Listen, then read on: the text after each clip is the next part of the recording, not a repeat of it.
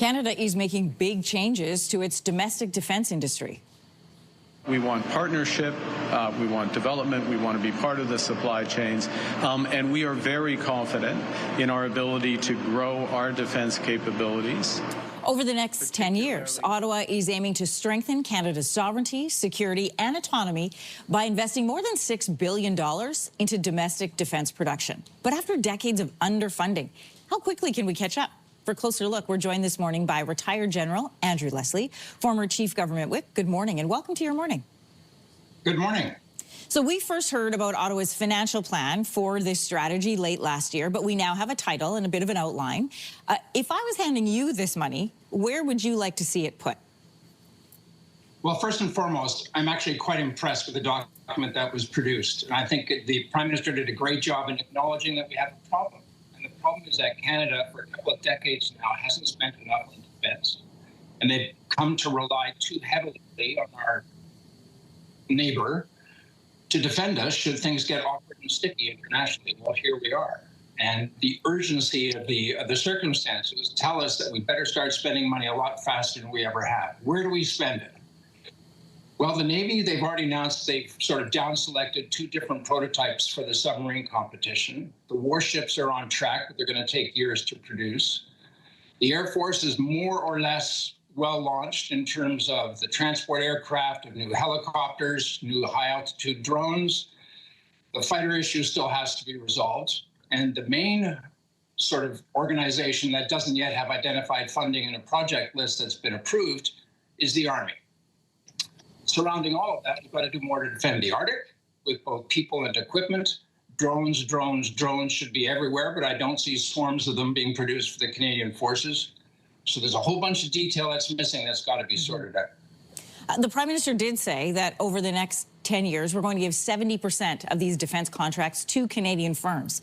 But after decades of underfunding and then importing the majority of our weapons and defense systems from our neighbor to the south, do we have enough resources and companies to meet this goal? Not quite yet. But what I like, one of the many things I actually like in this document is it lays out funding to actually kickstart Canadian industries, those who have smaller ones, those who've traditionally not had a role to play, at least not much, in defense production, up between $4 billion plus and counting over the next couple of years to actually get them going. So that's a great start. The second issue is we've got to diversify our resources away from one single source in the main, which is the United States. It's illogical to have 75% of the defense expenditures internationally going to one country. So I think by diversifying and focusing not necessarily exclusively on the United States will attract international businesses, big organizations, to actually start producing military equipment for Canadians in Canada. You said it's very important for us to show our NATO allies that we have effective deterrence, which means that we're taking care of our own needs in a timely manner. But if we need more companies to build our weapons, and it's going to take time to get those companies up and running, and then we're going to head to them for procurement, we're stuck in a bit of a loop. We've got to give it to Canadian companies. We've got to wait for those Canadian companies to get up and running. So if you're the Prime Minister or you're looking at this defense strategy, what is the greater need here? Is it timeliness or Canadian manufacturing? Timeliness. And in the short term, you've got to actually bite the bullet, pardon the expression, and you've got to buy overseas, at least the start of the production run of that which you need. And then over time, over years, you'll build up the capacity of Canadian industries to produce it themselves. So let's pick a couple of specific examples.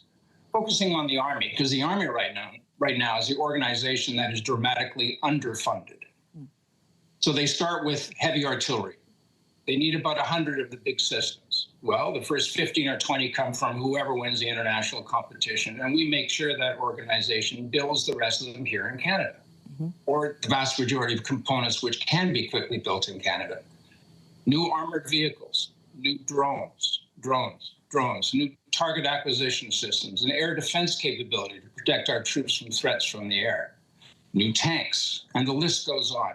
You start by buying a bunch of it from overseas, but you got to do it quickly because right now our defense posture is not one of actual credibility internationally. The Prime Minister said this is going to take 10 years really quickly. How long should it take? Well, from start to finish, 10 years is a reasonable figure. Submarines may take a bit longer than that. So will the finalization of the warship delivery.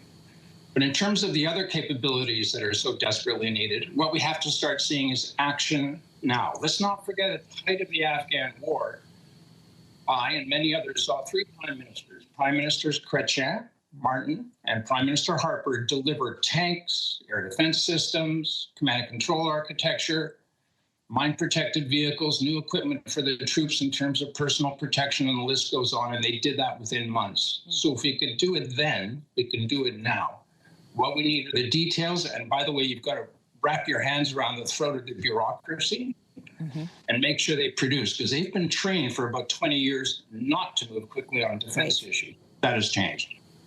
Retired General Andrew Leslie and former Chief Government Whip, I want to thank you for your time this morning. Great to have you with us. Thank you.